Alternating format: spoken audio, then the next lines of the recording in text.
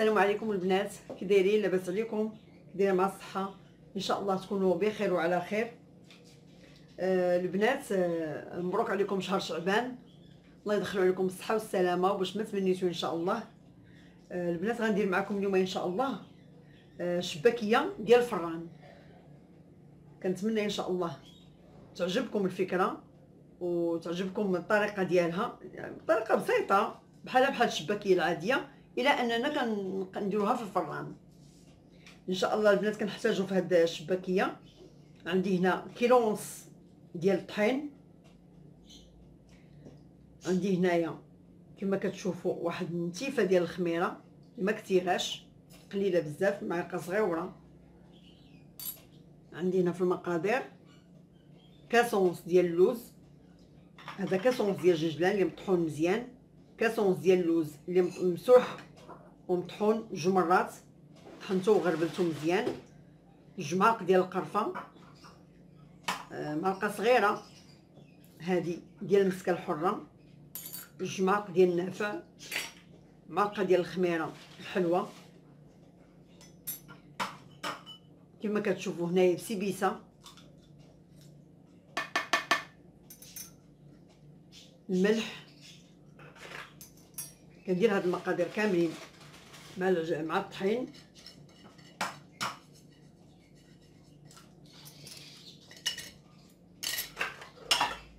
في السوائل عندي هنايا نص كاس ديال المزهر،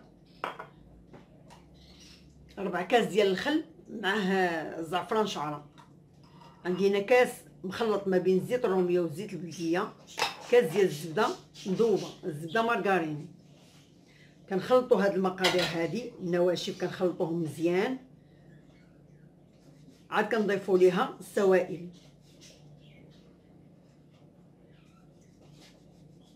الشباكيه البنات كيطلبوها ليا بزاف الناس ديال السكري اللي ما كيبغيوش، اولا الكوليسترول اللي ما كيبغيوش الشباكيه مقليه في الزيت. غنضيف السوائل كامله، بسم الله على بركه الله.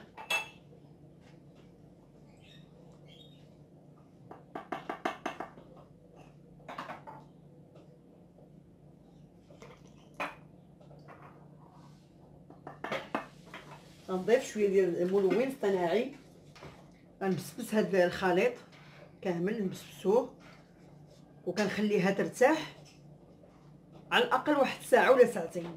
كنبسبسوها مزيان، كندخلوا داك السوائل مع النواشف كاملين، ما كيبقاش عندنا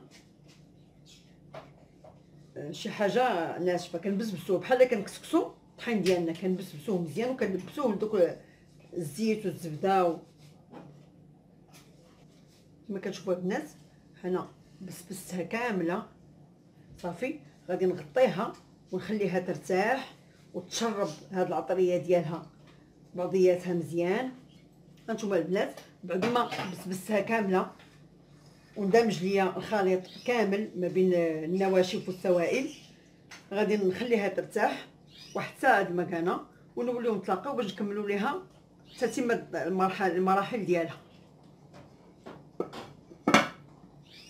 بعد ما ارتاحت ليا العجين ديالي، خديت هنايا العجين ديالي، عندي هنايا 2 كيسان ونص ديال الماء سخون، غادي نبدا نعجن في العجين ديالي بسم الله. ومن بعد غنقول لكم شحال دخلت ليا ديال الماء، خصني ندلكها مزيان وما خصهاش تكون رطبه. انا غادي نعجن العجينه ديالي ونقول لكم شحال غنزيد ليها ديال الماء. انا غندير معكم طريقه ديال الدليك ديال العجينه الشباكيه، اللي طريقه زوينه بزاف وسهله وكتهنيك من الدليك ديال اليد اللي صراحه كتسخف بزاف الشباكيه في الدليك ديالها. ولكن هاد الطريقه اللي غنستعمل معكم طريقه غزاله. كيمكن لكم تاخذوا الحكاكه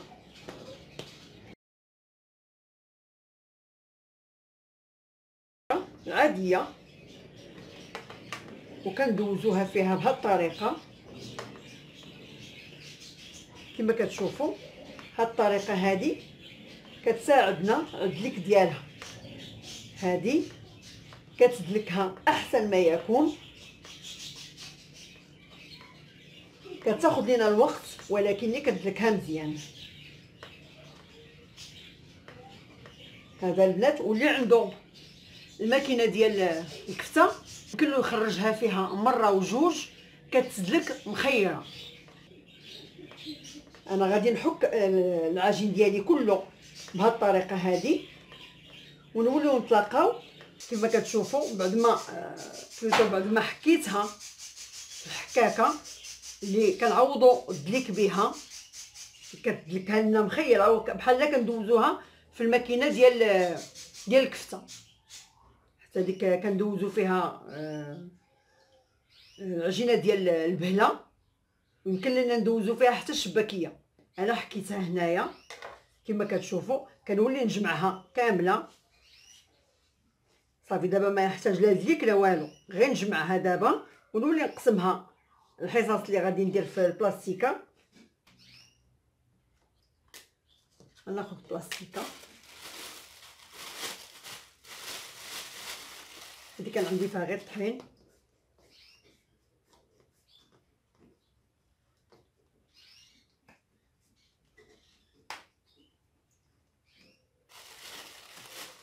صافي نديرها على هذا الشكل هكا في البلاستيك ونخليها ترتاح ليا واحد شويه، ونوليو نتلاقاو باش نكملوا ليها المراحل ديالها. بعد ما ارتاحت لينا العجين ديالنا كناخذوا الحرابل اللي درنا نطلقوهم شويه بالثلاك، نطويوهم هكذا بحال بات فيولتي، وناخذوا القياس اللي غادي نخدموا به.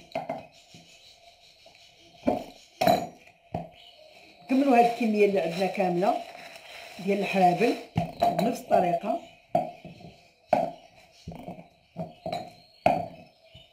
كنطويوهم باش كتجينا الشباكيه مجعبه من الداخل، كتجينا خاويه ومورقه. صافي كنطلقوا العجين ديالنا ونقطعوه على القياس اللي بغينا نخدموا به.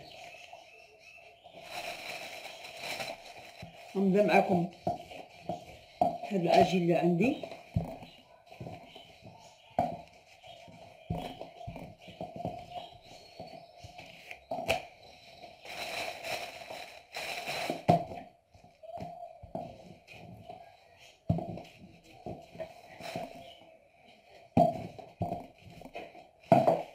بسم الله.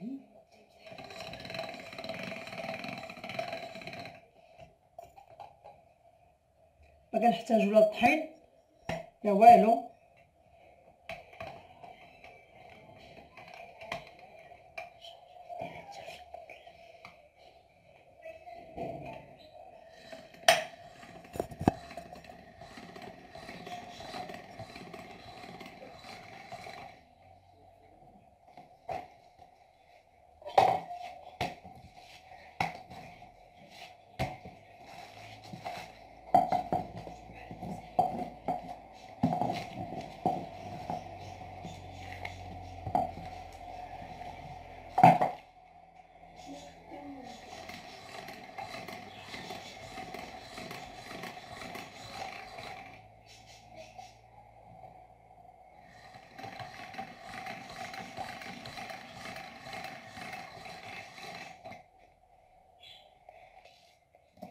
بعد ما كنطلقوا البنات العجينه بالماكينه اولا بالدلاك، كل واحد وشنو كيفضل باش يخدم.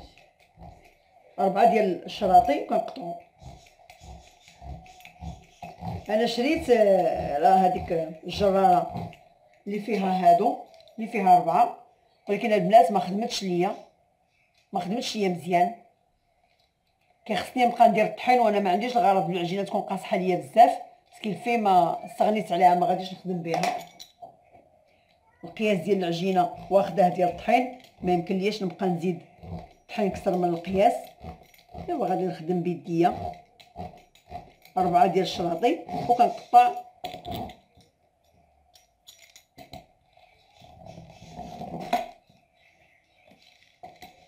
وهاد العجينه اللي كتبقى لنا البنات كنوليو نديروها في بلاستيك، كنجمعوها ونديروها في بلاستيك باش ما كتنشفش لينا.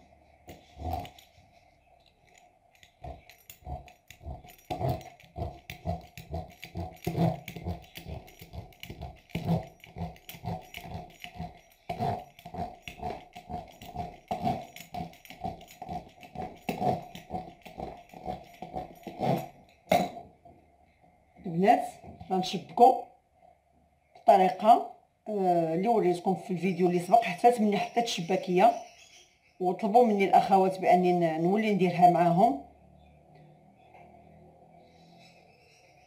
طريقه سهله في التشباك. كنجمعوا ليها الجنيبات ولا بقى عندنا زياده كنحيدوها. هذه الطريقه ديالي في التشباك.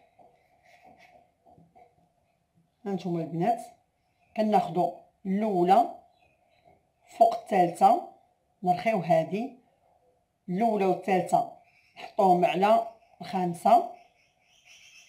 هادو كناخذوا اليسر فوق اليمين،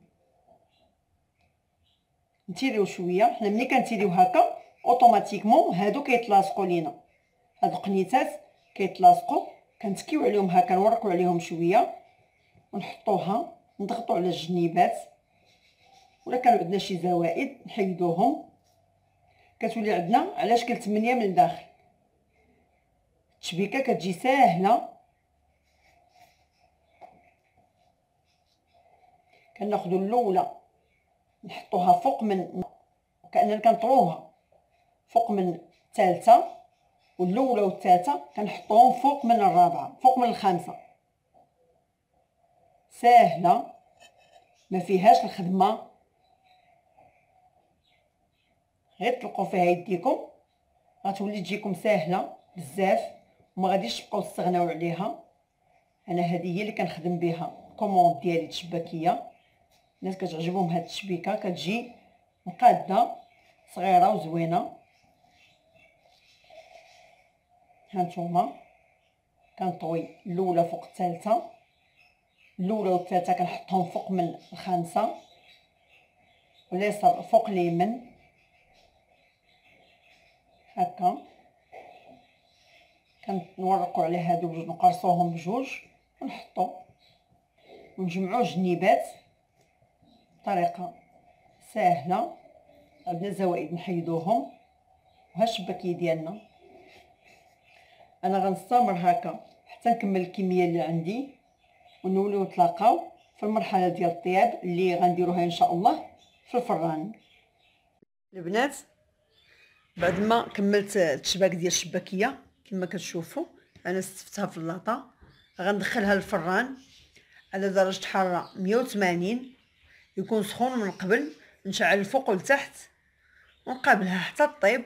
وهانتوما معايا البنات الشباكيه هي اللي كطيب. ملي كتبدا طيب كتعطي اللون ابيض، كتبيض كتنشف في الاول، عاد كتكمل الطياب ديالها. مشعل عليها الفوق والتحت.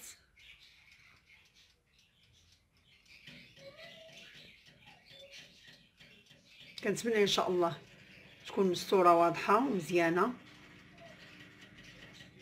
انا نكمل ليها الطياب ديالها ونتلاقاو باش نديروا ليها العسل. البنات بعد ما خرجت اللاطه من الفران كما كتشوفوا هذا هو الشكل النهائي ديالها. يلا خرجتها من الفران غنديرها في العسل. انا فات مني طيبت اللاطه الاولى،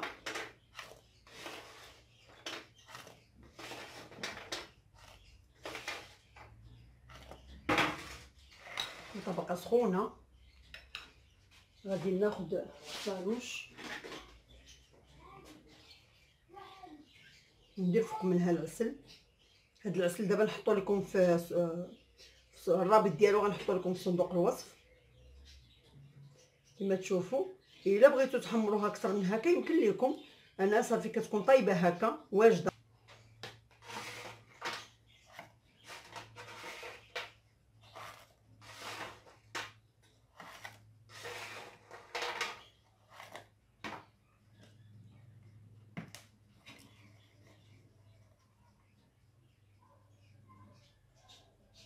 نحاولوا نغطيوها بالعسل مزيان ونخليوها تشرب. وامتياز اللي فيها ان ملي ما كتكونش طايبه بالزيت ما كتشدش العسل بزاف.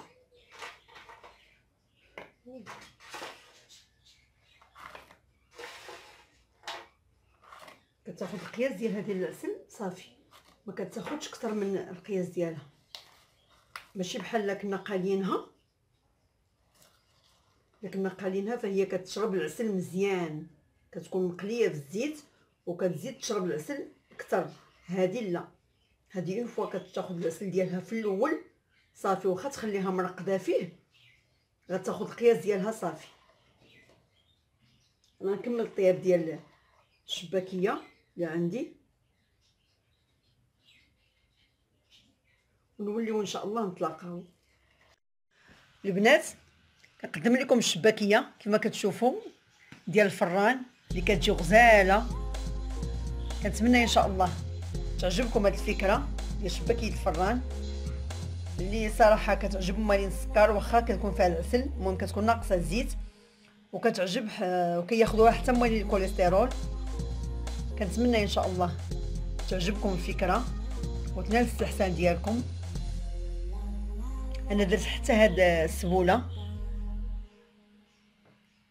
اللي حتى هي كتجي غزاله. من بعد ان شاء الله غندير لكم الفيديو ديالها وغنخلي لكم الرابط ديال العسل اللي كنستعمل انايا ديال الدار، غنخلي لكم الرابط ديالو في صندوق الوصف. كما كنقول لكم ديما البنات مرحبا بكم، ديروا لايك، بارطاجيو مع الحباب ديالكم، وما تنساوش ليا سبسكرايب، ضغطوا عليها وضغطوا فعلوا ليا الجرس. وكنتمنى ان شاء الله يدوم التواصل بيناتنا. الى اللقاء.